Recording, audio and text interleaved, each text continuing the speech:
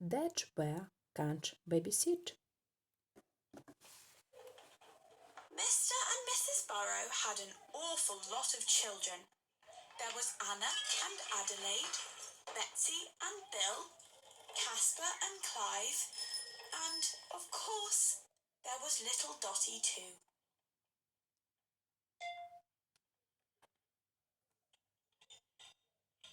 Most of the time they muddled along quite nicely, but last Friday an invitation arrived and, well, things got a bit tricky.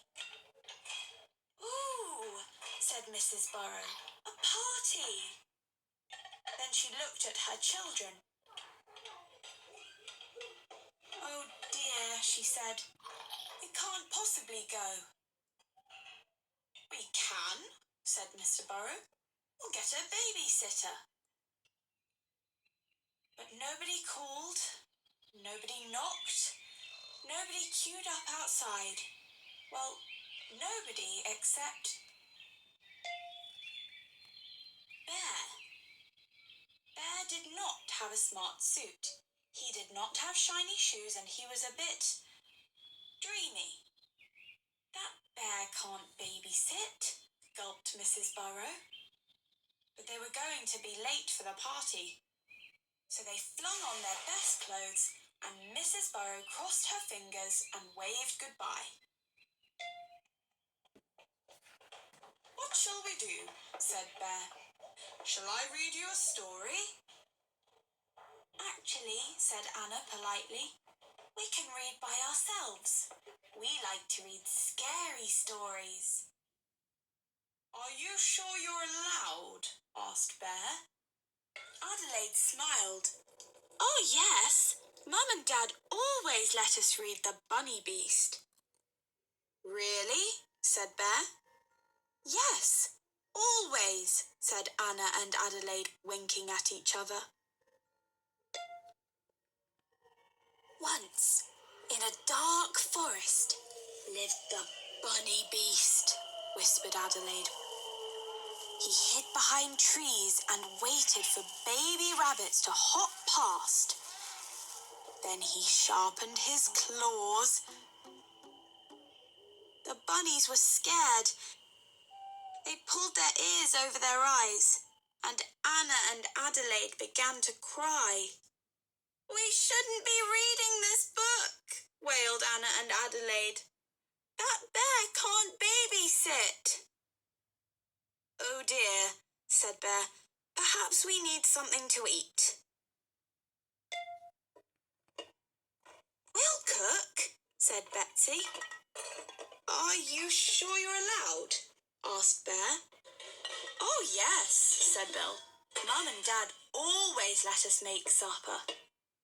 "Really?" said Bear. "Yes, always," said Betsy and Bill, winking at each other.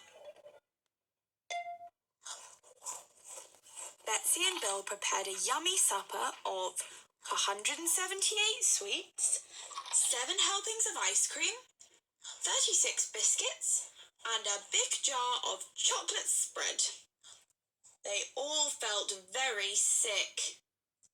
"We shouldn't be eating this food," sobbed Betsy and Bill. "That bear can't babysit." "Oh dear," said Bear. "Perhaps a spot of fresh air would make you feel better." But Casper and Clive ran straight for the hosepipe. "Are you sure you're allowed to do that?" Bear asked. "Oh, yes," said Casper, nudging Clive. "Mum and Dad always let us water the garden." "Really?" said Bear. "Yes, always," said Casper and Clive, winking at each other. Casper and Clive squirted the hose at Betsy and Bill.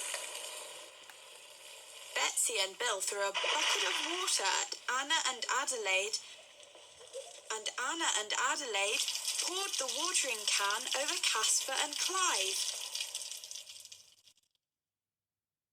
Everyone was wet, cross, and miserable.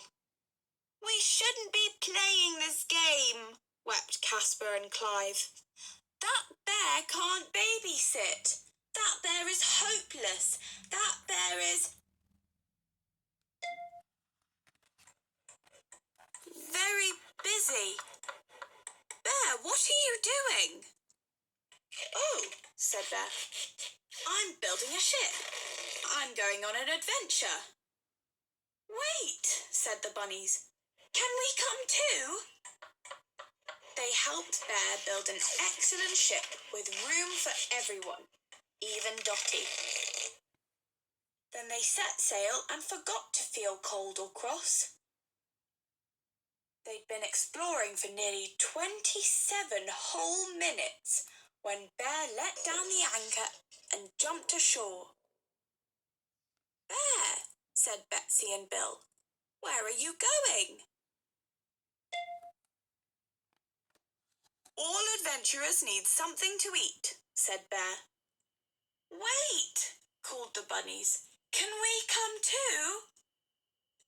They dug up rare rooty shapes. They picked pink things. They gathered heaps of crunchy leaves. The bunnies ate it until their tummies were completely full, and no one felt sick at all. And then it started to get dark. I can hear something in the trees, said Anna.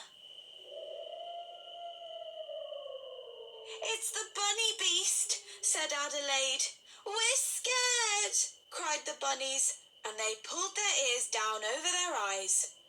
But Bear found an old book. Bear, said Anna and Adelaide, what are you reading? Bear smiled. Once upon a time, he said, there was a family of sleepy little bunnies. One by one, the bunnies gathered around Bear, and one by one they fell fast asleep.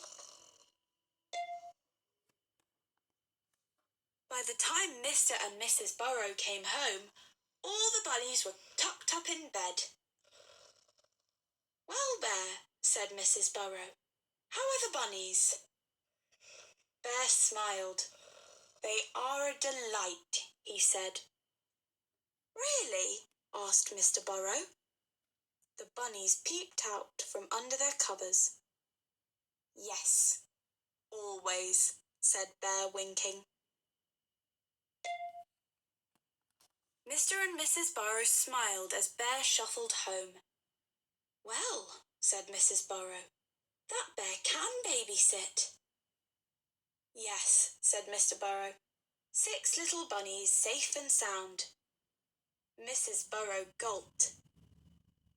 Wait a minute, she said. Did you say 6? 7 little bunnies, safe and sound. Night-night, Dotty,